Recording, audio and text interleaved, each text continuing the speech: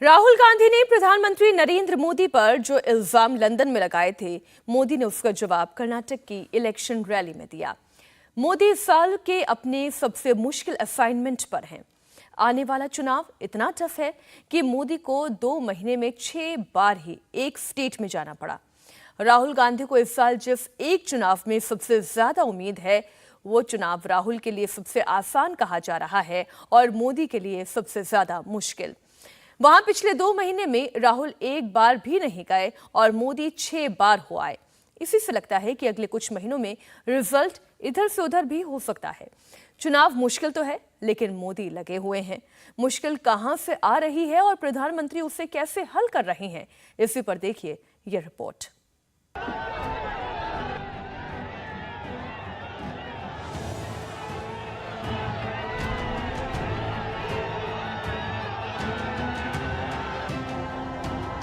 Freedom app से सीखकर आपने सुअर का पालन शुरू किया है क्या? तो आप अपने सुअरों को 1 करोड़ फ्रीडम ऐप के जो ग्राहक हैं, उन्हें बिना किसी खर्चे के आप उसे बेच सकते हैं।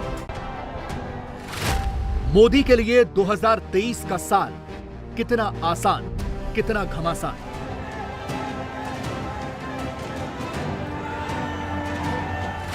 तेईस में आगे चुनाव ही चुनाव है। एग्जाम में मोदी फर्स्ट क्लास या जस्ट पास।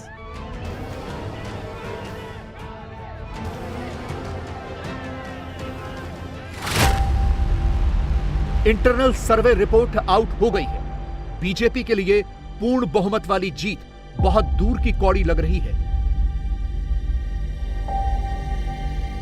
बीजेपी का इंटरनल सर्वे कहता है कर्नाटक में बीजेपी के लिए 70 से 75 सीटें ही कंफर्म हैं, जबकि बहुमत के लिए 113 सीट चाहिए। मध्य प्रदेश में विधानसभा की 80 सीटें ही पक्की हैं। यहां सरकार बनाने के लिए 116 सीटें चाहिए। छत्तीसगढ़ में बीजेपी फेसलेस है, इसलिए आउट ऑफ फोकस है। और राजस्थान में मोदी की पार्टी अंदरूनी कलह से जूझ रही है। चाहे बहुत सारे इंटरनल सर्वे की रिपोर्ट हो या फिर पार्टी संगठन का ग्राउंड फीडबैक, बीजेपी को बखूबी मालूम है कि चुनौती आसान नहीं बल्कि गंभीर है। इसलिए पीएम मोदी को लेकर डिपेंडेंसी और ज़्यादा बढ़ गई है। बीजेपी के टॉप ब्रास हो या फिर चुनावी रणनीतिकार, उन्हें ये बात समझ में आ गई है कि इस गंभीर चुनौती को जीत में तब्दील करने का जिम्मा सिर्फ और सिर्फ प्रधानमंत्री नरेंद्र मोदी ही उठा सकते हैं। इसलिए पीएम मोदी के कार्यक्रम धड़ाधड़ तय किए जा रहे हैं। फिलहाल पीएम मोदी के सरकारी कार्यक्रम चल रहे हैं मध्य प्रदेश, कर्नाटक और राजस्थान में। पीएम मोदी उन कार्यक्रमों में जाते हैं और विकास का मंत्र देते हैं। मकसद साफ है, लोगों को ये बात समझ में आए कि ये विकास की गति तभी आगे जारी रहेगी अगर डबल इंजन की सरकार रहे। 2023 में पूर्वोत्तर के 3 राज्यों में चुनाव निपट जाने के बाद अगला बिगुल कर्नाटक में बचने वाला है। मोदी ने आज वहां रोड शो किया, पब्लिक मीटिंग की, 16,000 करोड़ के प्रोजेक्ट्स दिए और विधानसभा चुनाव में बीजेपी को फिर से जीत दिलाने की अपील की। मोदी को मालूम है इस साल तेलंगाना को छोड़कर बाकी सारे राज्यों में कांग्रेस से सीधा मुकाबला होने वाला है। इसलिए मोदी ने टारगेटेड अटैक शुरू कर दिए हैं। कांग्रेस मोदी की कब्र खोदने का सपना देख रही है। कांग्रेस मोदी की कब्र खोदने में बिजी है और मोदी बेंगलुरु मैसूरू एक्सप्रेस वे बनाने में बिजी है।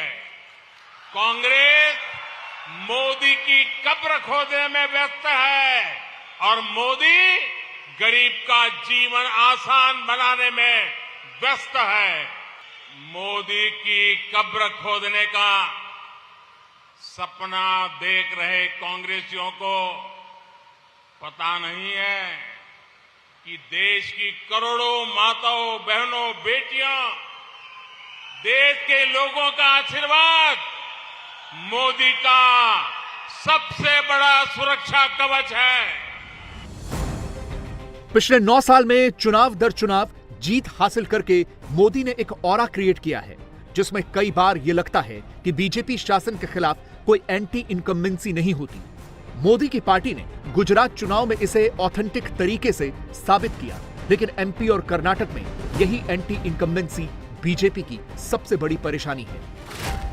मध्य प्रदेश में शिवराज सिंह चौहान पिछले 17 साल से मुख्यमंत्री की कुर्सी पर बैठे हैं। मध्य प्रदेश की तरह कर्नाटक में भी बदलाव हुआ था, लेकिन ऑपरेशन लोटस के बाद वहां फिर से बीजेपी की सरकार बन गई। वहीं से बीजेपी के लिए चैलेंज शुरू हो गया। बेंगलुरु मांड्या के बीच बने इस सुपर एक्सप्रेस वे को देखकर सभी कह रहे हैं कि यह सुपर क्वालिटी का है। 8,480 करोड़ की लागत, 6 लेन का 118 किलोमीटर लंबा एक्सप्रेसवे, 100 किलोमीटर प्रति घंटे की रफ्तार, 4 रेलवे ओवरब्रिज और 9 फ्लाईओवर, 40 छोटे पुल और 89 अंडरपास। यह एक्सप्रेसवे खुल जाने के बाद बेंगलुरु और मांड्या के बीच 3 घंटे का सफर सिर्फ 75 मिनट में पूरा होगा। सवाल यह है कि क्या यह एक्सप्रेसवे कर्नाटक में बीजेपी की किस्मत भी बदलेगा? डबल इंजन सरकार का ये निरंतर प्रयास है कि आपके इस प्यार के, आपका जो ऋण है उसको हम ब्याज सहित चुकाएं, तेज विकास करके चुकाएं। अभी हजारों करोड़ रुपए के जिन इंफ्रास्ट्रक्चर प्रोजेक्ट का शिलान्यास और लोकार्पण यहां हुआ है, ये इसी प्रयास का हिस्सा है। बीते कई दिनों से देश में बेंगलुरु मैसूरू एक्सप्रेसवे की बहुत चर्चा है। सोशल मीडिया पर एक्सप्रेसवे से जुड़ी तस्वीरें वायरल हो रही है। हर देशवासी की, हमारे युवाओं की ये इच्छा रही है कि ऐसे शानदार आधुनिक एक्सप्रेसवे भारत में हर जगह बने। मोदी कहें या न कहें, बीजेपी बताए या न बताए, कर्नाटक में येदियुरप्पा जरूरी है। येदियुरप्पा की बढ़ती उम्र के कारण बीजेपी ने मुख्यमंत्री तो बदल दिया, लेकिन बसवराज बोम्मई कोई करिश्मा नहीं कर पाए। येदियुरप्पा को हटाने से लिंगायत वोटर नाराज हैं। कर्नाटक की सियासत में दखल रखने वाले 500 मठ नाराज हैं। येदियुरप्पा के बाद पार्टी में गुटबाजी शुरू हो गई है। कांग्रेस के सिद्धरमैया की पॉपुलैरिटी अभी बोम्मई से ज्यादा है। मोदी बार बार कर्नाटक जाकर यह दिखाने की कोशिश कर रहे हैं कि बीजेपी के शासन में विकास फ्रेंडली और एफडीआई फ्रेंडली माहौल है।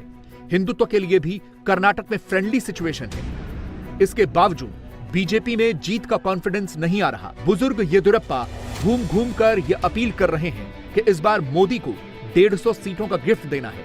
बीजेपी के अंदर किसी भी तरह की बगावत से निपटने के लिए अमित शाह के दौरे लग रहे हैं। चाहे एंटी इनकम्बेंसी फैक्टर की गंभीर चुनौती हो या फिर येदियुरप्पा का मुख्यमंत्री पद से हटना या फिर मौजूदा मुख्यमंत्री में किसी करिश्मे का अभाव होना, इस सब से कर्नाटक में बीजेपी का डैमेज हुआ है और अब पार्टी डैमेज कंट्रोल में जुटी हुई है। येदियुरप्पा को पार्लियामेंट्री बोर्ड में जगह देना, तमाम कार्यक्रमों में प्रमुखता से पेश किया जाना, वोकालंगा समुदाय के रोल मॉडल केम्पागौड़ा के स्टैच्यू का उद्घाटन किया जाना, वोकालंगा समुदाय से शोभा करंदलाजे को केंद्र में मंत्री बनाना, शेड्यूल्ड कास्ट के रिजर्वेशन को 15% से बढ़ा के 17% किया जाना और एसटी रिजर्वेशन को 3% से बढ़ा के 7% किया जाना, ये सारी चीज़ें डैमेज कंट्रोल का हिस्सा है। बीजेपी जितना जल्दी डैमेज कंट्रोल करेगी वो सपना देख पाएगी कि 2018 के आंकड़े को छू पाए। लेकिन अगर इससे आगे बहुमत का सफर तय करना है तो एकमात्र सहारा पीएम मोदी बचते हैं। मोदी 2023 में 6 बार कर्नाटक का दौरा कर चुके हैं। छठे दौरे में प्रधानमंत्री ने पहले मांड्या में पब्लिक मीटिंग की, फिर धारवाड़ में आईआईटी के नए कैंपस का उद्घाटन किया।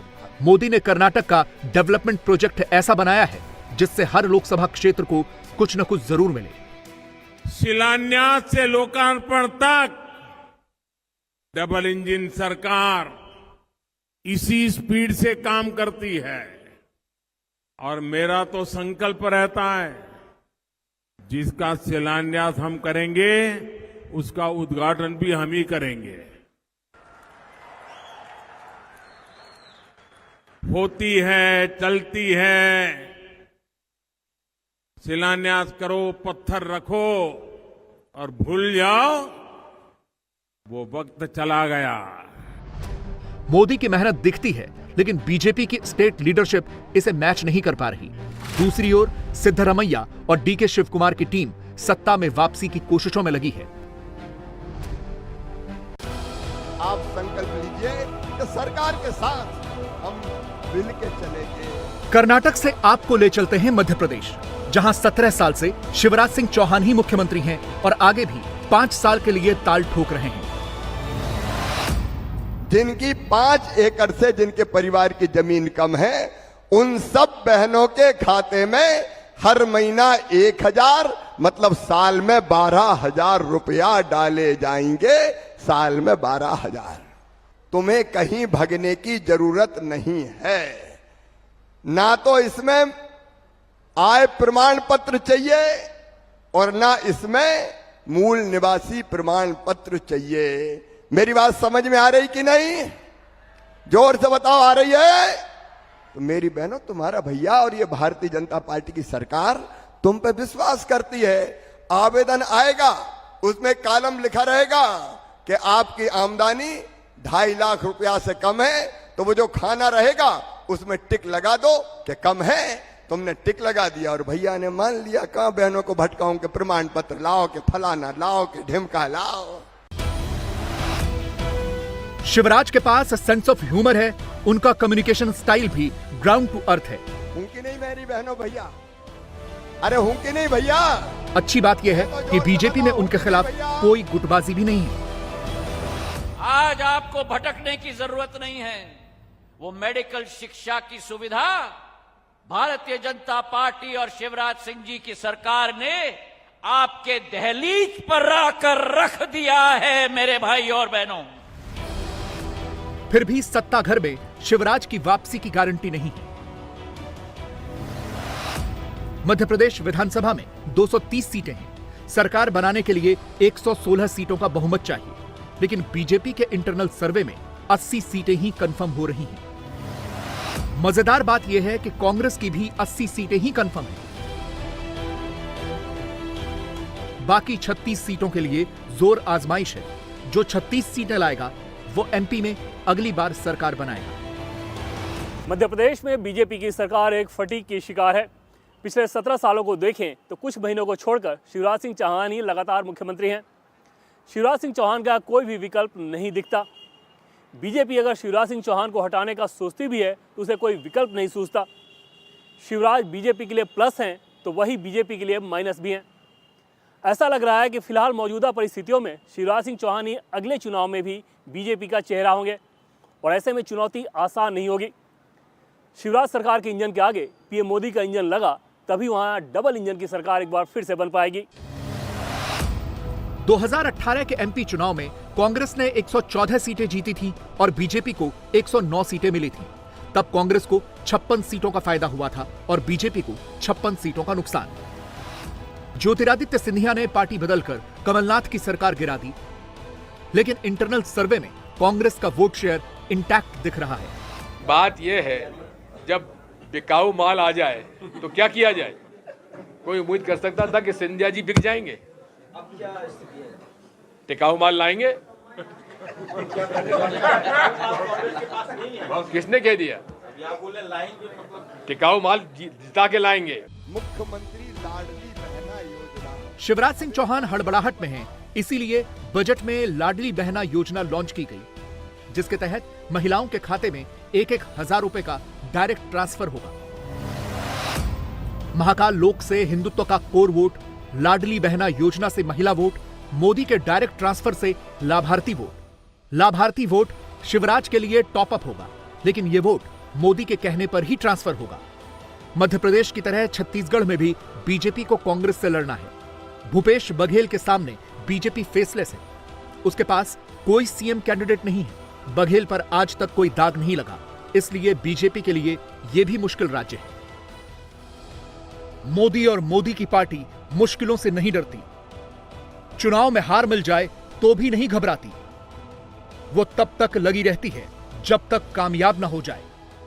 आपको नरेंद्र मोदी जी का एक ही संदेश देना चाहते थे कि हम उनके भी सेवक हैं जिन्होंने हमारे लिए वोट दिया, उनकी भी सेवा करते हैं जिन्होंने हमें नंबर 1 पर नहीं पहुंचा।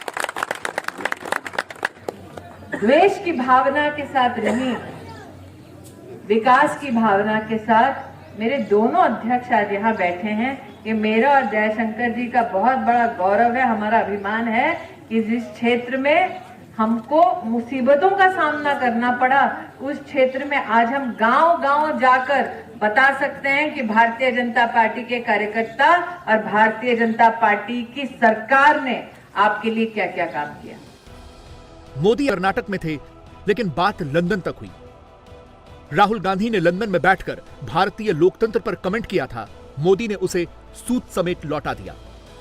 दुर्भाग्य है कि लंदन में ही भारत के लोकतंत्र पर सवाल उठाने का काम किया गया।